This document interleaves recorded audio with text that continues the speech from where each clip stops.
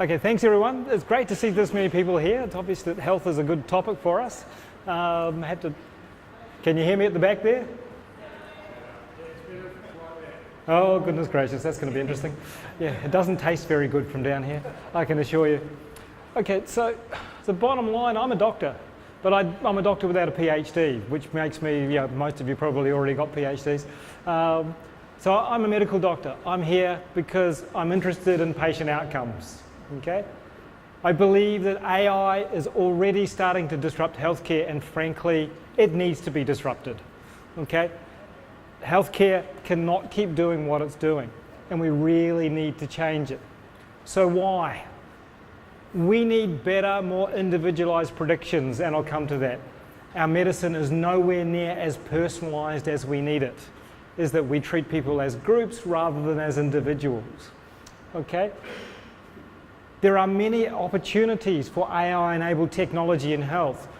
10% of all searches on Google are currently done by voice. About 0% are done in health. Okay? We are just not using the tech the way that we can. And a third thing is that the rise in costs is becoming unsustainable. There's some people quoting that by about 2050 or 2060, the entire Queensland state budget has to go to health. There's no police, there's no education, there's no fire. Okay? We just can't do that. We have to change what we're doing. Okay? So we have to keep improving patient outcomes, and the only way we can do it is, I believe, by disrupting using AI. So why do I want precision medicine? It's the standard question. Will this help my patient? And when you come to look at a clinical problem, we give some people some drugs, and we look at the number needed to treat, which is the target population. You look at those who are harmed, and so you clearly don't want to be in that group. And you look at those who are unaffected, and that's where the money's going down the drain, okay, where we're frankly wasting money. Now, you'd like to think that's a small problem, okay, but let me give you cholesterol-lowering agents. If you're a male and you're under 50 and you've got no family history, if I treat 100,000 males, 100 will benefit. And that's only 20 lives. It's the other 80 have an infarct, okay, so we're down to 20. Okay? 5 will have very serious harm, 100 will develop diabetes, and 10,000 will have such significant side effects, like not sleeping and muscle aches and pains, that they have to stop their medication. So of that 100,000, 99,900 do not benefit. We are frankly wasting medication on those 99,900. This is not uncommon in health. Okay? And if you're female and under 50, instead of that being 100 will benefit, the answer is 20. Okay? And yet this is what we're advocating. This is the level of our knowledge. So what we need to do is to avoid this sort of waste. Okay? So that 99,000 patients are not treated. The other thing is we're not using the tech. I put up the driverless car journey. You have a car, you have a road, you know about the road, you know the car, you know the journey, you've got to get from A to B, you know the weather. And you put a bunch of sensors on the car and you get from A to B in the quickest, safest way possible. What's the precision medicine journey? We know about the patient, we know about the disease, we know about today's operation, we put a whole bunch of sensors on the patient, and we want them to get them from the theatre door out of the hospital in the quickest, safest way possible. The sensors are very similar, the algorithms are very similar, and yet we're not using any of this. This is some of where our opportunity lies. So I'm going to run you through a few possibilities in an AI-enabled patient journey. Let's imagine Jack, your parent, your grandparent, but Jack needs a hip replacement. So in my AI world, his agent books an appointment with his GP. At the GP's office, the camera checks him in. Okay, and his personal health data has been shared with the GP data, so it all comes together. The camera notes he's got less, his gait is not as good as it was, and that his GPS signal has showed that he's actually been a lot less active. Okay, the notes are taken by the GP by voice. That'll be wonderful. The referral is generated automatically. The referral is automatically transmitted to the hospital and comes back automatically coded with a recommendation within 5 seconds rather than the current 5 weeks. Okay, and if you think that's a real issue at the moment, 30% of our referrals to outpatients are still faxed. Yes, faxed. We have to maintain a fax machine because of that. And usually they come at the end of the week, so they don't come at the time of the appointment. Okay, The private options are discussed with the patient, so there's a cost-benefit analysis done by the patient, and they decide to take the appointment, and that didn't work. Why did that not work? Where are we? So the journey continues. The agent converts the consent form to a question and answer. So rather than sitting there in a pressured consent, you're actually got time to consider it and interact with your phone and your e-agent to actually work out exactly what you're consenting to. Your pre-op appointment could be a video chat. You get a 3D VR walkthrough of the pre-op day so that therefore you know what you're expecting. Okay? The e-agent converses with Amazon Fresh and your LG fridge, and you change to a high-protein diet to make sure that you're looked after properly pre-operatively. The e-agent sets all your calendar alarms, orders your Uber for the morning, okay, and holds all your deliveries so that therefore nobody knows you've left. You go to the hospital, you're delivered by your Uber to the right door, you're greeted by a robot, you're escorted to your pre-op appointment, all your biometrics are assessed so that therefore there are no mistakes when you're in hospital because we've got your biometrics, your face print, your voice print, your eye print. Okay, anaesthesia in the operation has been tailored to Jack specifically, so it's not a general anaesthetic, it's a very specific anaesthetic for Jack. Okay, and it's been fine-tuned intraoperatively because we've got the sensors doing continuous monitoring, the ECG and the EEG and a number of other sensors. Robot-assisted surgery, and not only that, we put sensors in the prosthetic so that we get just the right prosthetic for just the right patient in just the right place. Post-op, the biometrics continue to recognise Jack. His voice controls the bed, the lights, the TV, and access to his personal robot assistant. So if he needs his water jug filled, the personal robot does that. Okay, medications are biometric checks, so again, there are no mistakes. And yes, I've gone through about a dozen startup ideas here. I'm sure you've actually seen that on the way through. Recovery exercises are started with the assistance of the robot, their video instruction, the camera's helping you fine-tune that, and that's individualised. There's continuous monitoring going on to make sure that you have got just the right exercises and are being monitored to see whether there's any deterioration going on. If you're not deteriorating, you can be fast-tracked rather than all having to go at the same pace. Hospital discharge is seen by the doctors. You're reviewed, the AI personal dashboard is put up. It's seen that everything's fine, your medications are delivered by drone to your home if you want. Okay, the pharmacist discusses the medications with you, and then it gets uploaded to a chatbot that sits on your phone so you can continue to keep your education up on those. A voice app for home so the video app goes to home, your rehab goes on at home, your e-agent progresses. So at home, your personal robot, who happens to be in there to give you a hand, is actually making sure everything happens nicely in the home, making sure you're taking your medications, your exercise carefully monitored during the duration, including your range of motion. Okay, and everything is tailored to your progress and your pain. So again, it is personalised, it is individualised. Okay, that your follow-up is done by firstly a robocall and finally by a video call at day 14 to make sure everything's working. And the e-agent's helping to fine-tune your rehabilitation, your diet and your medications. What have you got? Personalised, optimised and patient-centric, the complete opposite of what we have today. We want to be there, but we can't be there until we use all of those AI technologies that I just put in front of you. Okay, so we can streamline, optimise, minimise time loss, minimise waste and minimise harm if we do this. So most of these technologies I put in front of you already exist. So let's have a look at some of the artificial intelligence that's happening in research today. There's quite a bit of research going on out there, but not quite where I want. Now this is actually an old paper from 2011, CPATH in Stanford, machine learning to diagnose breast cancer. So they just put a whole lot of breast cancer slides out there, they knew what was on them, and they slowly but surely trained a computer to read the breast cancer slides as good as a pathologist, which is a bit worrying if you're a pathologist, okay? But then they said to the computer, have a good weekend, knock yourself out, go see if you can find anything else in these slides. And sure enough, it went and found some patterns sitting in the stroma, so the stuff the cells sit in, okay? Which were as if not more predictive than what the pathologists were looking at, okay? So the significance is, one, we can do image recognition at least as good as human on very specific tasks, and I would emphasise it's specific tasks. But unsupervised learning can actually start to develop new insights, and this is the other part we really need to get our head around, is that We talk a lot about bias in data, but there's a lot of bias in our interpretation of the data. The medical bias is extreme in this space. We only have so much thought space, okay? So the bias is there. So frankly, we need to rediscover our childlike wonderment and start to get to a point where we can actually incorporate these things. Wonderful paper, again from Stanford, diabetic retinopathy. Basically, they got better than ophthalmologists' recognition of diabetic retinopathy. Now, in this country, it probably doesn't matter too much, but they're rolling it out through India, where half of diabetics who go blind before they're ever seen by an ophthalmologist. Okay? This is going to revolutionize diabetic care because it allows you to quickly, cheaply, and easily screen a large number of people. Okay, and therefore the specialists get to continue to work to do the really specialist stuff rather than the grunt work. Okay?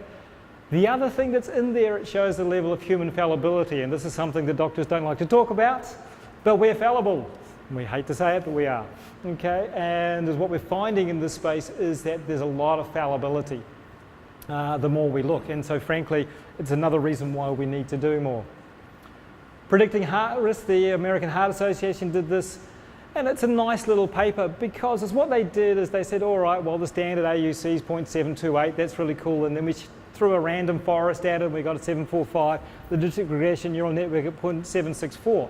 And we do talk a lot about explainability, but if you've got that sort of progression, most clinicians are going to accept the neural network output because it's very close to the others. You can make random forest easily understandable and the other steps are there. So as a pathway to get people to work in this space, I think this is a very good way to do it. But with the numbers that we talk about, and I was talking to Nat previously about the numbers that we've got, our hospital costs $1.3 billion a year to run. Intensive care, $25 million a year to run. An intensive care patient, $5,500 per patient per day. We are very expensive, okay? And so therefore there's a lot of opportunity for improvement. And of course we don't have to do too much to actually see some really good, not only patient return on investment, but money return on investment. And as the money comes back into the healthcare system, we can start to do this new stuff rather than waste it on inefficient stuff. Another one, cardiologist level recognition of arrhythmias with CNNs. So very simple, took a whole lot of ECGs and looked for the arrhythmias. Now, I've got to tell you, the junior doctors aren't very good at this, and so this was actually groups of cardiologists, and Andrew Ng's group ran up a 34-layer CNN, and sure enough, they actually did way better than human performance down there at 0.723. Now again, I don't want to admit that this computer algorithm might be better than me, but my guess is it probably is.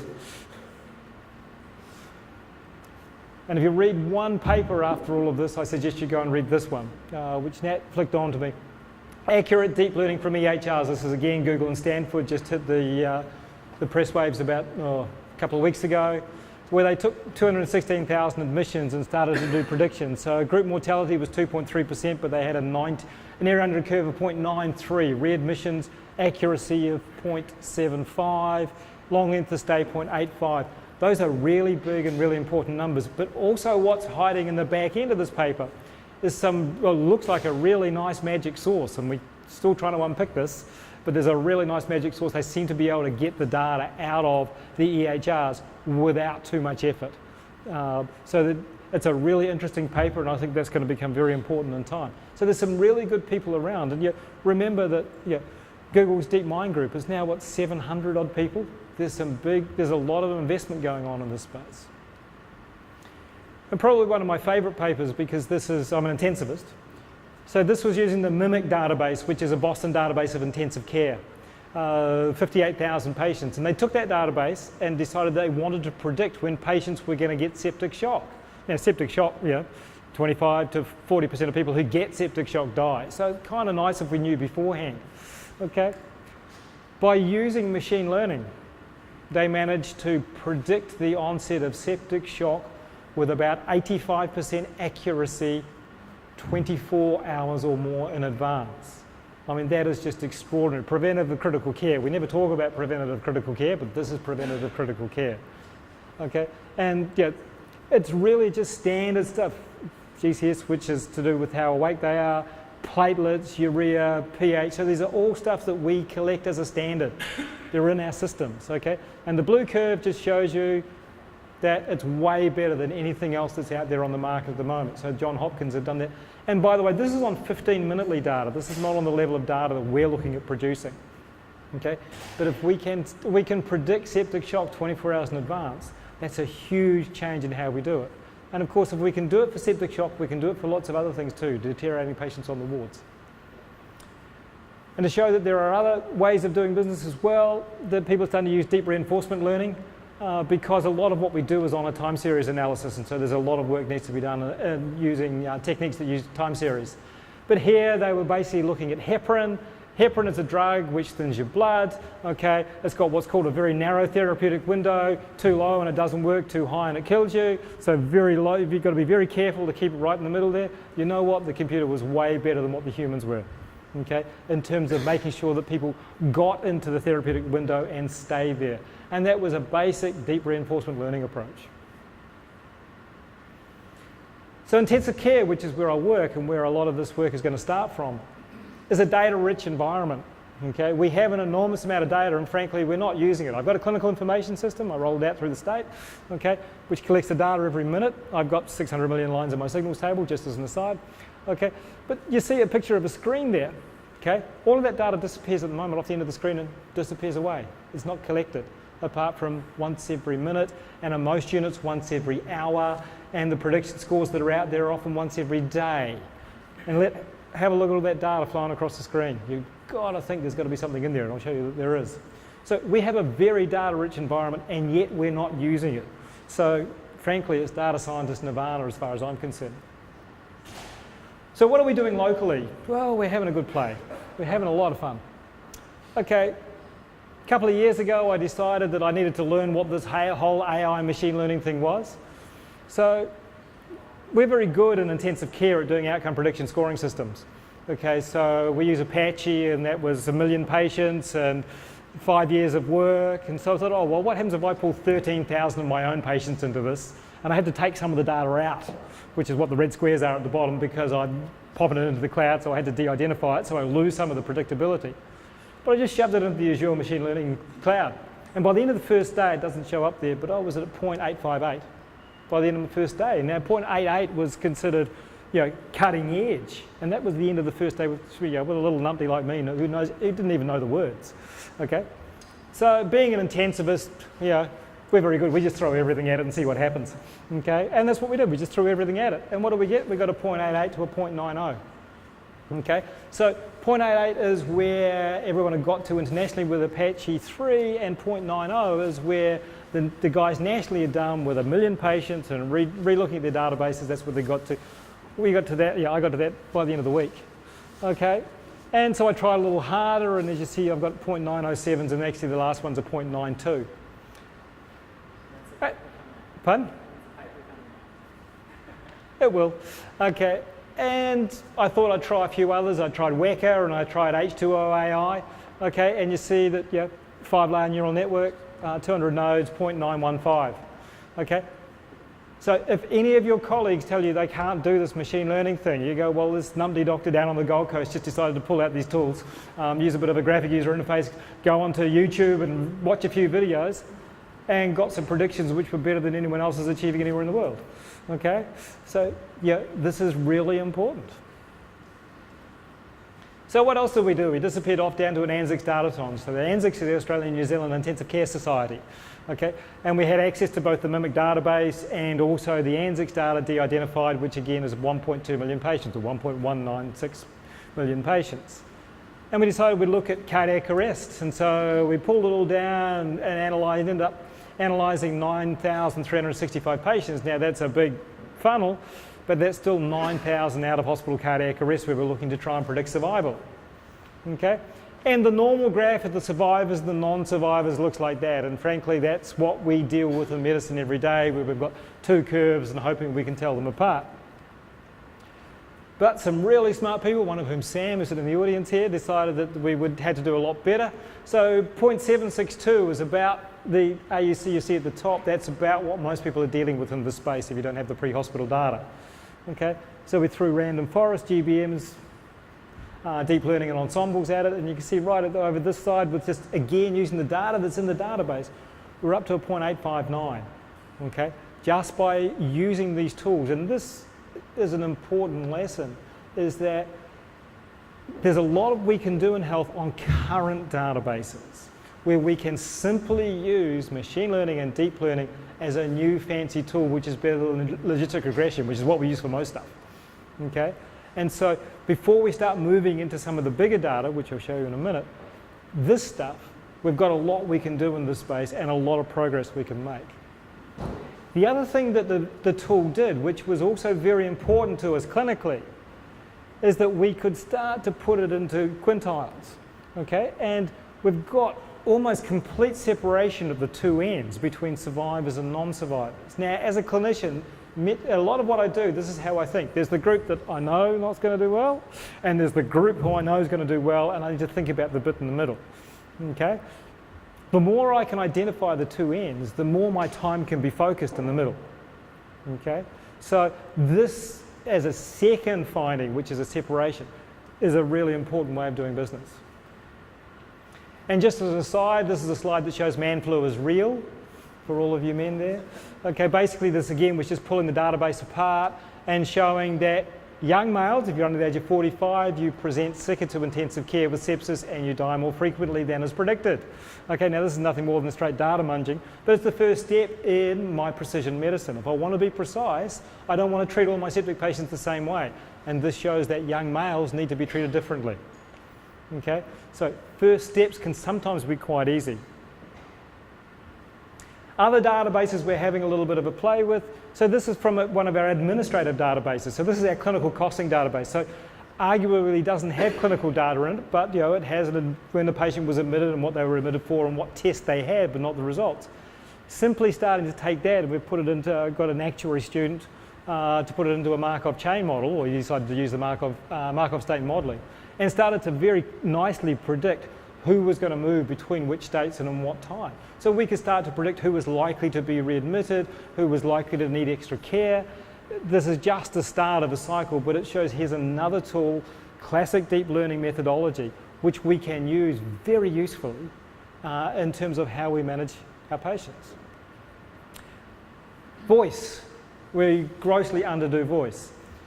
I was looking at our stats the other day. Our unexpected readmissions in our hospitals costing us around about $9 million a year, and that's without actually looking at the morbidity that's obviously associated with that, which is the first thing we want to stop. Okay, so what we want to do is we actually want to do robocalls, and we're starting to develop this project where we're going to do robocalls on discharged patients. Why? Because the voice tech is now there that we can do this with a robocall and a chatbot. Okay. I've only got to make a 10% difference in that, and I've made a big difference both to the patients and to my costs.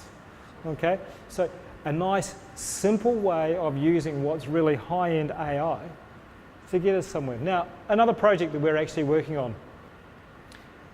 Kids get ear infections. Okay, if any of you got kids, you'll be well aware about kids getting ear infections. The problem is that if you're disadvantaged, particularly if you're Aboriginal, that tends to become a chronic ear infection. A chronic ear infection means you can't hear. If you can't hear, you can't learn. So it's a major cause of learning disability in our Indigenous population and just about every Indigenous population around the world. Okay?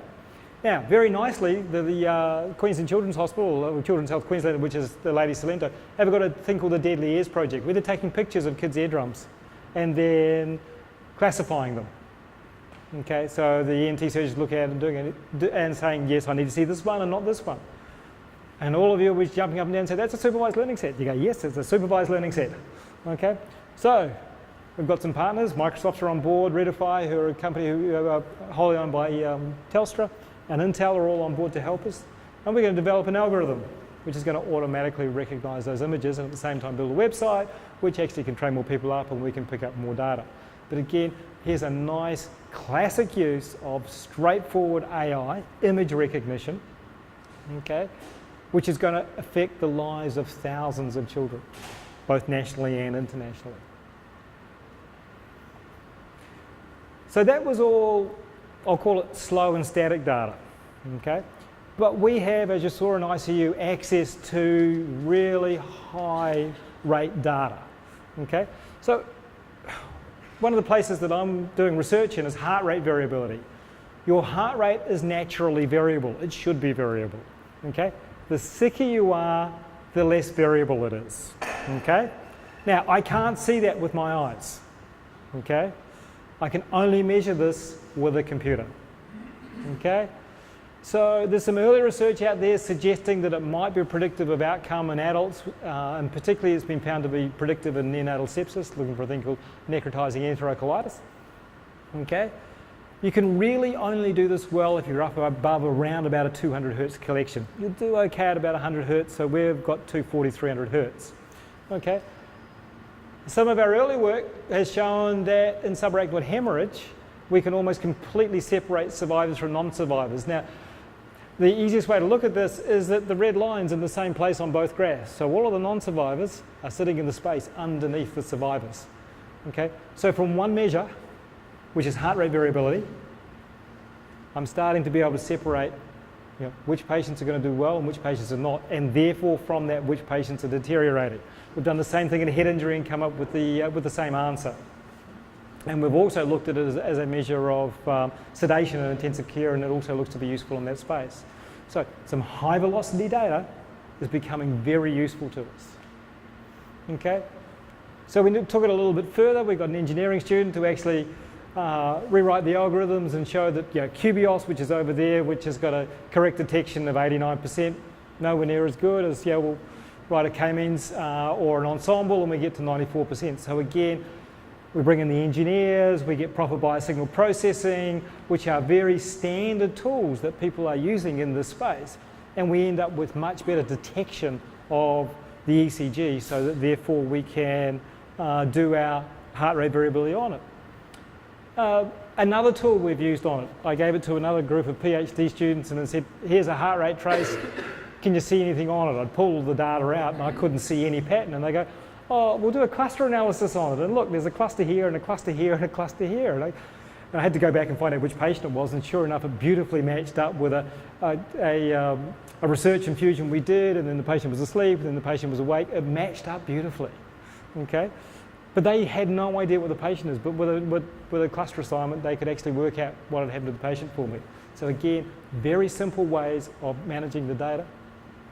And then Matt very nicely decided that we'd do the hot dog, no hot dog approach, okay, which was much the same as what Stanford had done. Can we tell sinus rhythm from not sinus rhythm? And the answer was yes, with about 90% accuracy with a few weeks of work. Okay, so it's therefore treating it more as a picture than as a rules-based system. So again, there's a lot of stuff here that we need to do, so that we can do with the data we've already got. So ICU's data scientist paradise, okay? We have a huge amount of data. But to us, that's also a responsibility, because we're going to have to do more. So we're building a precision medicine data platform, okay? So patient physiology data platform where we're going to stream this data. So 240 hertz ECG, waveforms at 60 hertz, and all other data at 1 hertz, because that's what we can acquire it at, so that we have a database where we can do analysis. We are working with our partners, so particularly GE and AWS, and AWS have been very helpful in this. We're actually writing the software to extract the data out of the gateway. We will stream it via Kinesis Firehose to an Amazon cloud, and then both in real time and retrospectively we will be analysing it. Once we get it started, we have GE on board as a partner, and GE will give us more sites, because there are actually 400 of these gateways sitting around the world attached to various intensive care units around the world, and so there's a lot we can do with it. So we are building this platform, and we're talking to Advanced Queensland about helping us with the funding for that. We've got a lot of partners involved with this. We've obviously got the universities involved, GE, Intel, AWS, Telstra, Cloudera, and as well as Queensland and federal government are actually starting to become very interested in what we're doing. So there are our platform partners. There's a number of universities starting to join us in this quest, and I need to add Curtin to that, because Curtin's joined the fray as well. And I need to do it not just for intensive care, okay? Because if I stream the data in intensive care, that's really cool. If I stream it for a lot of units, that's a lot more fun. However, the wearable patch is coming, okay? So my 25 ICU patients is going to become 250 inpatients, 2,500 outpatients. The reality is I can't sit that many nurses in front of screens to tell me what's going on with the data. I don't have an option. I have to build the AI to read this, to understand it, to do something useful with it. Because otherwise, we're missing out on an opportunity to improve our patient outcomes. So, the precision medicine data platform will be about developing data phenotypes. You've heard about precision medicine in terms of genotypes. What's important is knowing what is actually happening with the patient, and that's phenotyping them, telling them how they're expressing their genes. Okay? With the data, we can start to develop these phenotypes. Okay? The platform will also demonstrate how to stream and how to use medical IoT. The reality is this is just IoT with medical in front of it. Okay? Retrospective in real time helps us to improve understanding, and in time this will create a great resource both for industry, researchers and startups. Okay? And also the opportunity for collaboration. However, we need to do even more, and so we've set up IntelliHQ. Intelligent Health Queensland, so that's myself and Kelvin Ross, who is in Canberra at the moment, but chairman of KJR. IntelliHQ, a partnership between the hospital, universities and industry. We're a not-for-profit. We're going to transform healthcare through practical application of AI in healthcare. We want to improve health outcomes. We're going to improve both patient outcomes and system outcomes. System outcomes by making us much more cost effective. At the same time, creating local opportunities for schools and jobs, and therefore attracting investment, which has already started. What's critical is we actually put the 4 key components together. Clinicians don't believe anything if it hasn't been researched, so the research has got to be there. And frankly, if you're going to be treated by AI, you're going to hope that the research is there, okay? Because you want it to be that safe. Okay, so the research has got to be there. We need to partner in with industry, which we're doing. We've got a number of industry partners, startups. We also believe we need an AI academy because not only do we need to train more data scientists, but we need to train more people who understand what data scientist is, what a data scientist does. So we have started to develop an AI academy, okay, which has got many arms to it, but part of it will be educating the youths, part of it will be short 1 year probably cadetships, which will be in partnership with industry, and that will be to actually try and help fill some of the void that's there. And if anyone read the Innovation 2030 document that came out of the Federal Industry Department recently, they talked about education, and it wasn't about universities. It was about models like this. And a big part of what we're going to do is to bridge the innovation gap, okay? Part of the problem you've got is you've got startups over to the left-hand side, or your left-hand side, okay? We've got a great idea and might even have an MVP, but you can't get a customer. Why? Because health is just ridiculously slow at doing this sort of stuff and incredibly risk averse. So health institutions are sitting across the other side. So IntelliHQ is developing the pathway in concert with Gold Coast Health to get an innovation collaboration pathway. So as a startup, you can come and work with us, okay? You can come and join us if you have an MVP. We will have a proper selection process. We will then attach you to a researcher. So we'll attach you to a researcher, we'll attach you to venture capitalists, and I'll show you that model in a moment. The key is the partnership with the hospital, okay? Is that I've got a hospital from the CEO to the board who are very, very keen to do this well, okay? And so therefore you've got executive support, you've got a number of early adopters in the organisation, and this is actually allowing a pathway for innovations to come into the hospital, also for innovations to come out of the hospital. There are many good ideas in hospitals which never see the light of day. We've got a business intelligence tool we're running across our pathology systems, and 2 people, and it's saving us $1.2 million a year, okay? And we haven't found a way to release it, but we will. So that's part of what we're going to do. Yeah, that's probably about 100 million a year around the country. So the delivery model's fairly straightforward. We have an advisory board, we'll have a selection board, we'll have a very clear MOU and selection pathway. We've got conversations going with a number of investment funds who clearly want to partner with us. We'll have mentoring and advisory groups. And that's clinician mentors. We're not going to teach, and we'll also have business mentors. Now the business mentors are not to teach you how to run your startup. They're to teach you how to work with a very bespoke and weird business that is health. We are a very weird business, okay? And you really need to know how to work with us, and so we will also help you with that. So part of that will be the Precision Medicine Data Platform. We will develop a health economics advisory group as well. We've got good links into Griffith in that space. So again, because a lot of this has got to be based around what your outcomes are going to be, okay? And it has to stack up on a health economic basis, okay? We've got lots of industry partners in the space already, and government. A big shout out to eHealth Queensland. They've been very supportive along this. They're very well aware of what's going on.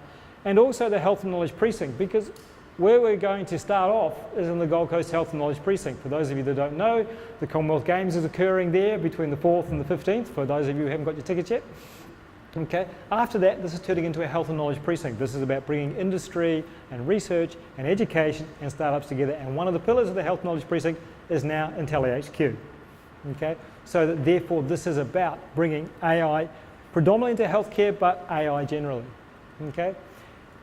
And another thing that we are creating is our global connections through to people like Startup Health, Summit, Texas Medical Center, so that if you come in with us and bring your startup in, okay, we will not only get you access to new customers within Queensland, okay, but we will also look at getting you out into other parts of the world, because frankly, if you're a startup, your real benefit comes from getting outside of Australia, I hate to say, but it does. That's where a lot of it's going to come. And one of the things that we bring to the table is brand. The brand that is Public Health Australia is a very strong, very well recognised brand internationally. And research-wise, this country punches well above its weight in health research, and the health research is very well regarded. So if your startup has the brand of an Australian public health customer, particularly a tertiary hospital, and some consultant-led research, those are very strong parts of your brand once we get that moving. So AI is here. There's a lot happening internationally. And as you saw, we're already working in a number of areas. Okay? We also are taking the opportunity and the responsibility to set up a proper data platform so that we can understand it a little bit further. Okay? And we've also set up IntelliHQ and also the AI Academy to make sure that this is more than just a dream, this is a pathway. So we need your help. We need partners, we need collaborators, we need startups, we need researchers, students, clinician programmers, so that at the end of the day, as a clinician, I can develop precision medicine outcomes. So I can actually finally say this intervention will help this patient.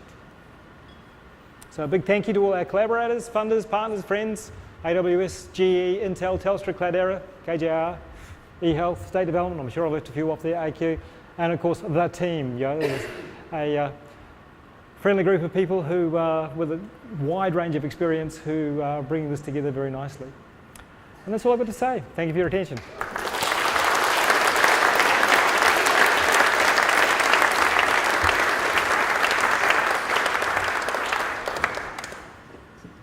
Happy to take questions, and I'll be around here afterwards. Yep.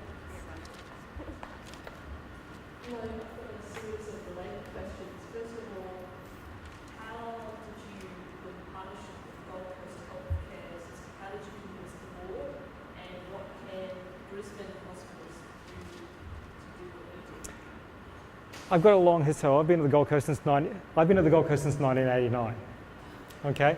I've been Director of Intensive Care for 15 years. I've been Executive Director of Surgery, so I've sat as an executive in the organisation. Okay. I was lucky enough and got the opportunity to, a couple of years ago, move in as Medical Director of Innovation. I already had a lot of trust, therefore, in the executive and can walk into a lot of those rooms. I've sat on, I don't know how many committees with Richard Ashby. We used to walk into meetings and go, "Hi Richard, what meeting are we at again?" Because we were at so many different meetings together. And I've sat on Director General's advisory groups. So there is a need to have the right people pushing this, okay? At the same time, you need to have a very good view of what the risk profile and risk appetite is. So I very much understand the risk profile and the risk appetite of the organisation. And so I can quietly and carefully make sure that what we're doing fits in with risk appetite. So for example, I've had innumerable conversations with our hospital lawyer, okay, as to exactly how do we set this up such that everyone is happy, or as happy as they can be. They're not all going to be happy, okay, but as happy as they can be, that it's as safe for patients and as safe for politics and as safe for HHS and as safe for our funding envelope, because this is all public money we're spending, as possible. So it's actually understanding the inside of the organisation and therefore crafting a solution that works on the inside as well as what works on the outside. Yep. Okay, so you mentioned public health, Australia's public health brand. So how do you envision Medicare Australia and public health costs change if we were to implement your idea, like all of the robots, all the automation? How do you think our costs, how do we pay for all of this? Who pays for it? Well, if I take that cholesterol lowering, okay, there is quite literally $2 million a year of waste there, okay? So we don't have to find too many of those. If I talk about the, I told you we're spending $9 million on unexpected readmissions, okay? I dropped that by 10% by putting 3 FTEs on, I'm ahead, okay? So there's a whole lot of those things where we start to produce those improved outcomes and make sure we concentrate on those things where we can provide a return on investment. So we definitely need to be looking at 2 times, 3 times, 5 times ROIs. And again, it's a language you have to keep to talk, because if I want to go and have my new machine that goes ping, the only way I can afford it if I get rid of a machine that doesn't ping the way I like it anymore. Okay? So we do need to keep a very close eye on that space. One last question, sorry. Have you proven that you can save costs?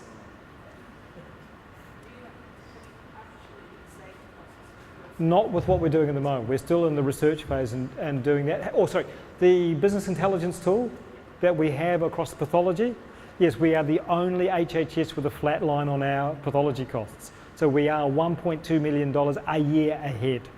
Okay, and that's just a BI tool sitting on top of our clinical costing database and engaging with staff. So yeah, that's saving about 3 times what it's costing us. I commend your leadership. Thank you. I commend your energy and more power to you. In terms of questions about cost and cost benefit, 2 simple examples. 80% of patients that arrived at the hospital by ambulance didn't stay in the emergency care area because they couldn't be bothered waiting. Research from Melbourne, Brent Institute, which says if all patients with the same surgical intervention were discharged at the same day, you would free up the equivalent of a whole Royal Children's Hospital.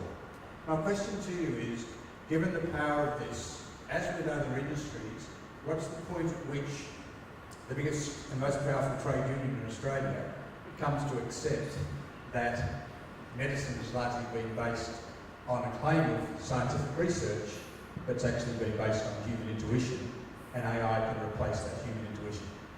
Well, I'm thinking of 2 powerful trade unions. One's medical and one's nursing.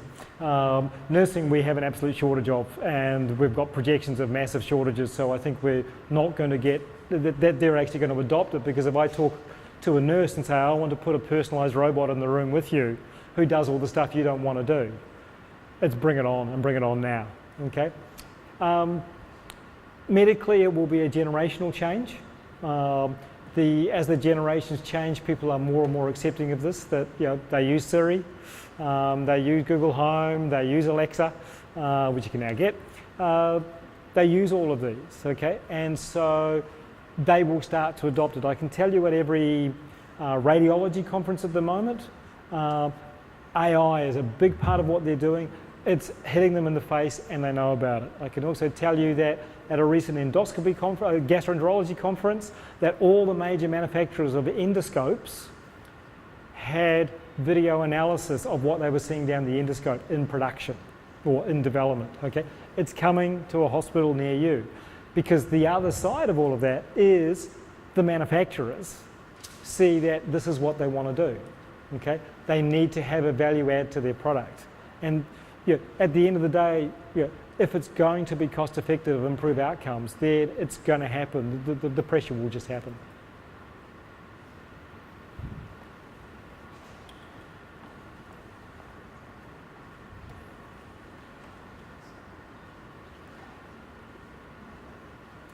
Sorry, you made a good point with regards to over-servicing patients. However, the stats that you showed was 85 to 90%, 93% near 94% accuracy, meaning that there's 15 to 7% inaccuracy. With this step to AI and trusting it, is there a possibility that we modify our patient care protocols such that those 15 to 7% missed diagnoses end up with fatalities or long-term, in short, we introduce new shortcomings by trusting the AI system? I don't see AI any different to every other technology we've introduced. Okay? Every time we introduce a new technology, we actually face that problem.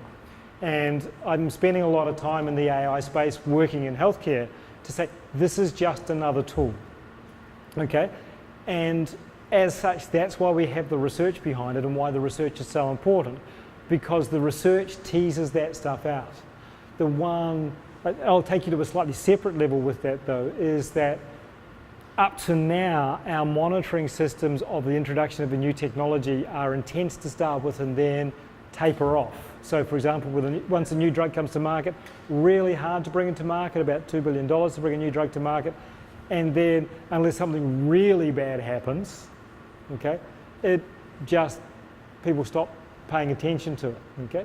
If you look at the world of AI and IT, we've actually got to go the other way, which we might have to adopt it a little bit quicker to use it, but then have increasing levels of surveillance. And I think that's going to be the key, is that if we're moving faster, we need better surveillance. Now, if we've got the systems that are linked and working, then we have much more opportunity to find those and find those much earlier than what we currently do. Because at the moment, if you have a look at diabetes, for example, that's taken 10 years to really float out. Okay, it shouldn't take 10 years for it to float out. That's what happens when you stick with the old technology. So with other platforms that you're bringing out, is that going to be accessible generally, or is it only people in the institute? It will be predominantly research-based initially. Okay, so we will bring partners in, which will be partner hospitals. Access to any clinical data needs to have a research basis behind it. One of the things about releasing data, people say getting data in health is difficult. In some ways it is, and in some ways it's not. Okay, I've been doing commercial research and non-commercial research for 20 years, dealing with health data. Okay, and I have a very clean and clear process to how I can access actually identified patient data, because all of my research is done with identified patient data. Okay, so if you work in that process, okay, and make sure you're doing the research and doing the research properly and follow the policies, procedures and protocols that are based around research, you can get access to that data. You may not be able to keep it, you can keep the results, but not the data itself, okay? Because again, that's there. But so if you manage it carefully and manage the process carefully, I say, I've been doing research for a long time and it's all database. It just doesn't happen to use AI. The second thing is that a lot of what we're going to do is to de-identify data. And so we will have an entire process. So the MIMIC database, which is 58,000 patients out of Boston, that's de-identified. The ANZIX database, the datathon we went to, de-identified data, okay? Still 1 million patients, okay? I'm doing a whole lot of ECG stuff, I can de-identify that very quickly. The ears, again, we will de-identify it and pop it into the cloud and make it publicly accessible. You mentioned about research being a critical part of all this being accepted by the medical fraternity. What do you think of the way big data, for example, handles insights, which is different to the traditional research, in the sense that sampling was a big part of traditional research. But with the big data approach, you would just have voluminous amounts of data, which then will create the insights. Well, if I understand your question correctly, is that will the researchers move in this direction? It's a whole new branch of research, although not as big a new branch as people think, because if you talk to the epidemiologists, they think most of what we do in randomized controlled clinical trials is complete rubbish. Okay, so just because the doctors think it's the right way to do research doesn't necessarily mean it is. And we have had big data analysts called both epidemiologists and also actuaries. Actuaries have been in the life insurance industry for a long time dealing with this sort of stuff, so they're used to it. So whether you get life insurance or not is based around big data analytics done by an actuary. Whether you like it or not, that's kind of what's sitting behind it. I think that people will slowly move in this space. A lot of what we're trying to do is, as you saw, is to sell some of it as a separate, just as a new tool. You've got your logistic regression, now I've got a neural network or I've got a random forest. Okay. Some of it is, here's a new way of doing business, a new tool that you don't have access to otherwise, image recognition. And so people, doctors very much like their new bright shiny tools. And so if you sell as a new bright tiny shiny tool, you'll be surprised who picks it up. And again, it will change as the generations change, but for a lot of it, it's going to be as much additive as replacement.